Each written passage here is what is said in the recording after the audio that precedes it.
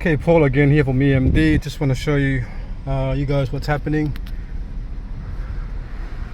with this one here. So I might have to try to put some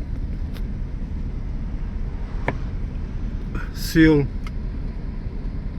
lubricant on this one here from the inside and outside as well, just to see, make sure it works. But I just want to show you when I open the roof,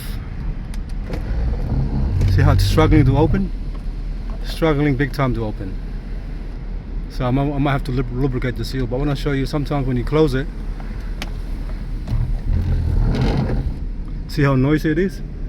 So I want to try it, and sometimes you open the roof all the way, and then this part here doesn't shut properly, so you got to try it a few times to actually close it, and eventually it will close.